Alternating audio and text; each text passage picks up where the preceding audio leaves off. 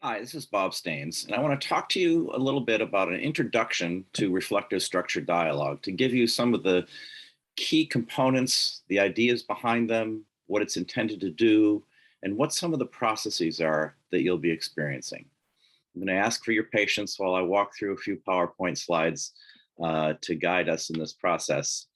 And this should take not more than 15 minutes or so. Share my screen here. Okay. So I'll talk with you about the basics of reflective structured dialogue to give you a bit of a grounding in this whole process. Okay. So RSD originated as an experiment. A group of therapists at the Family Institute of Cambridge in Cambridge, Massachusetts, 1989, very seasoned people who were doing work with some of the most difficult families and family issues, asked a question.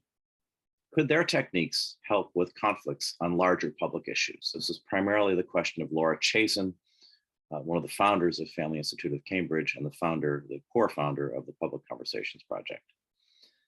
What followed was 2 years of analyzing conflict sequences on public issues. So looking at films, TV, public addresses, debates, et cetera, with scholars and people from all across the spectrum, looking at what is it that creates and sustains ritualized, polarized conflicts and destructive communication loops. One of the things that leaped out right away was verbal dominance, that some people take over. We're going to talk about this as we move forward as one of the key ingredients that keep things going and keep people reactive. So following those years of analysis, they created a model for dialogue and started to try it out in a grounded theory, research-based process of convening people, trying out a model, interviewing everybody, getting their input, reviewing and refining the model, doing it again and again and again for the space of 2 years until they arrived at the core of the current approach, which is now called reflective structured dialogue. And they focused on the issue of abortion. You may or may not have heard that the keynote sort of accomplishment of that process was convening 6 leaders in the abortion world conflict in Massachusetts in the aftermath of a shooting in an abortion clinic. They agreed to meet together 4 times. They wound up staying together for 5.5 years and then writing a 3.5-page op-ed in the Boston Globe about their experience and the power of it. So that grounded theory led to this model of reflective structured dialogue. And since then, starting with one issue in Cambridge, Massachusetts, the work has been done across the US and 25 other countries. And some of the issues include divides on firearms, race, sexual orientation, and the way that that intersects with theology and religion and different religious institutions, gender, Confederate monuments, child labor, post-genocide, returning of child soldiers and also people that were involved in the genocide in Burundi, refugee resettlement, death penalty, and many more subjects of conflict around the world.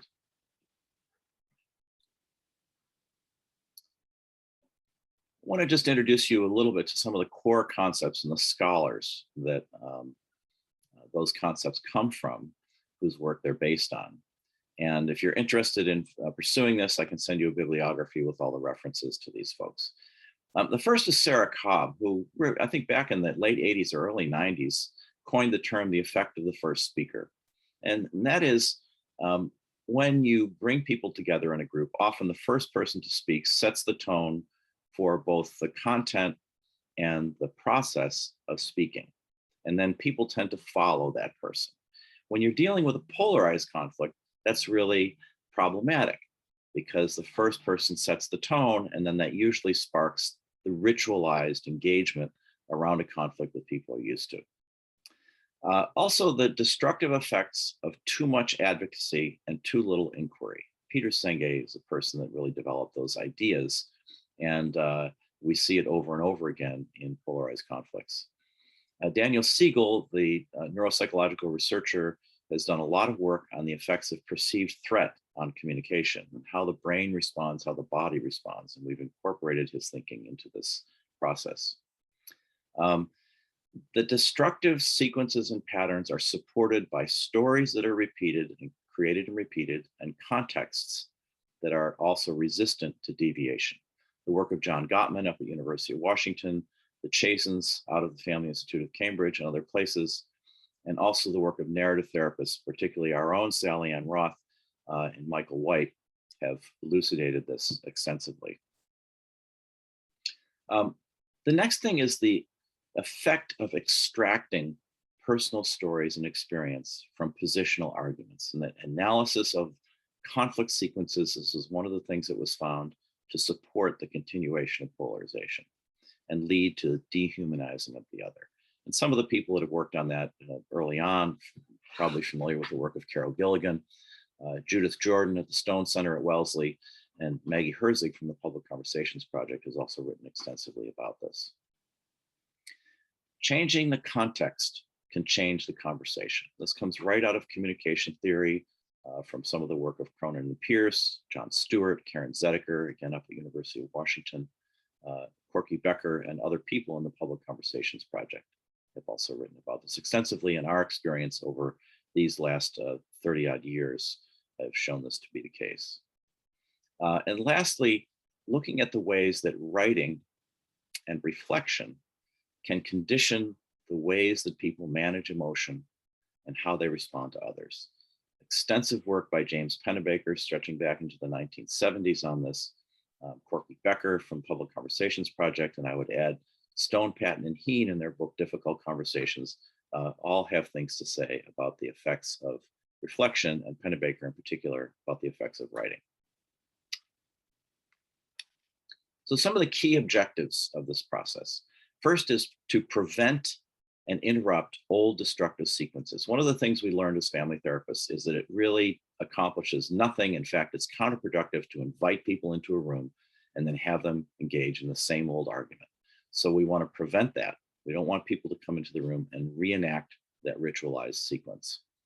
Instead, we want to invite positive deviations that may already have been present in the system, but may have been suppressed by the power of the pattern. We want to invite those positive deviations and invite different patterns of conversation to take root so that people can have a fresh exchange. And one of the ways we do that is to support, through the structure and process, support listening as much as we do speaking, support listening to understand, and support speaking to be understood. Now, this is opposed to listening to find fault and speaking to score points. Listening to understand and speaking to be understood. We want to help people see each other as more human, to rehumanize the other that they may have defined as sort of a faceless them. We want to reduce the automatic reactivity that we have because of that neurophysiological response to perceived threat when something we care about deeply is argued against. So we want to reduce that reactivity and support intentional responding to one another in a dialogue situation. In order to do that, we provide a protected space so that people can move from the certainty that they have about them to genuine curiosity, and so that they can experience being seen and witnessed and understood as they wish to be seen, again, by an opponent. It may be the first time for many people that this has ever happened in their lives. And lastly, people come to dialogue and protracted conflicts often with very thin stories about the other, simple stories that sort of explain and justify.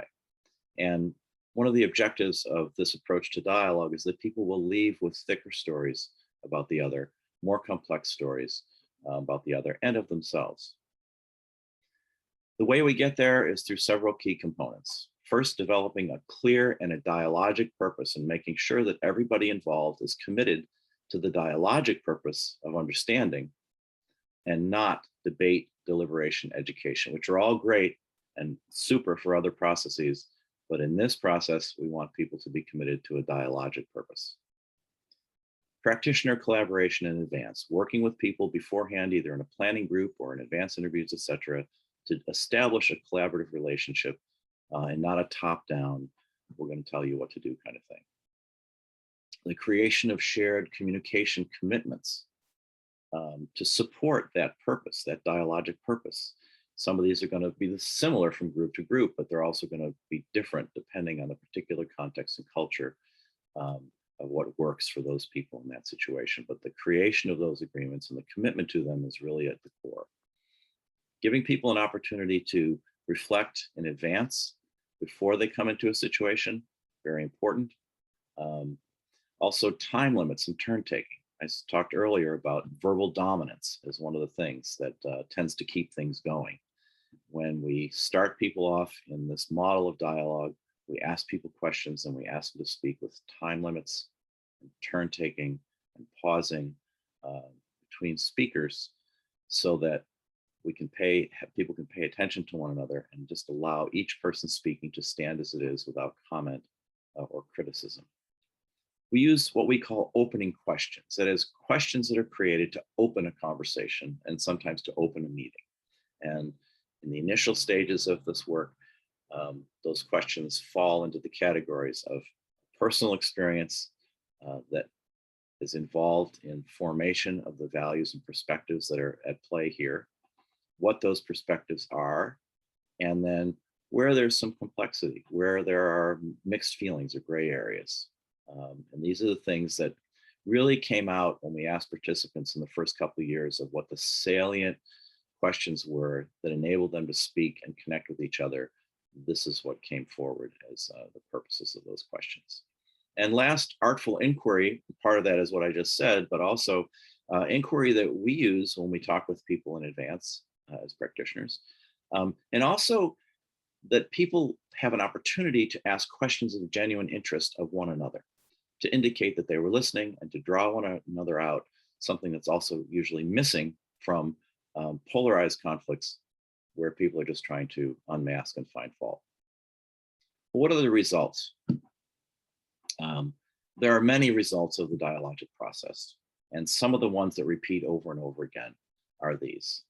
Certainly that patterns of conversation shift, and people often take these shifted patterns back with them into the settings from which they came or in which they're located, and start to incorporate some of the structures into their regular work that support these new patterns of relating.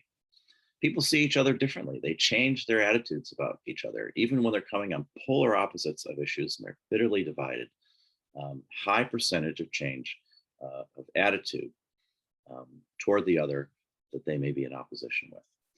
And in that process, people often discover overlapping values, shared values, or rediscover things that they had forgotten about, even in the process of having division. So quick example of doing dialogue on guns in Montana, where I had people from the far right and the far left. You could not imagine people more divided. And yet they found that they all cared about family safety, and they were able to start working together to create legislation to encourage people to take safety courses on firearms. So discovering or rediscovering overlapping values. And then across the board, I think, especially when there's more work to be done with a group, laying a conversational and a relational foundation that will support that work. And some quick examples are in Northern Ireland, they were going to site windmills in disputed areas, Protestant Catholic areas in Belfast. And dialogue, reflective structured dialogue, as a prelude to those deliberations, helped that process move more smoothly than any of the people on the ground expected that it possibly could. It's very successful. In Burundi, Finland, and Liberia, those were all countries with challenges about refugees. Refugees returning who were child soldiers in Liberia, refugees returning from camps after the genocide in Burundi, and refugees flooding in to Finland from war-torn countries. In all of those instances, dialogue first enabled them to do policy second in a different way. In Massachusetts, a dispute about using seclusion and restraint, developing policies for the regulation of that with providers and consumer survivors of the mental health system. Very powerful project. There are many churches, as you may know, and other institutions that have had to close and merge in order to survive. One church closes, merges with another. And oftentimes, whatever that process is that has to happen afterwards about disposition of property is a tough row to hoe. Um, and having dialogue first has enabled that process to move forward in constructive ways. And last example, in Arkansas, there's a huge dispute around using an herbicide called dicamba. And for the farmers who had it and had the resistant soybeans that were resistant to the herbicide, their farms flourished. But the farm next to them may not have had that kind of soybean. And when the herbicide was sprayed and the wind blew on them, destroyed crops. It resulted in a lot of controversy and an actual murder. Um, so instead of just diving right into a policy discussion, people at the Winthrop Rockefeller Institute who were overseeing this, that were trained in reflective structured dialogue, used RSD as the foundation for those conversations. And it went better than anyone could have expected, resulted in new regulations that were signed on to by all the major parties. So that's a brief introduction to reflective structured dialogue, about some of the roots and the processes and the results, what you can expect to experience when you engage in your dialogue and retreat process. Thanks so much for spending a little time with me, and I'll let you go.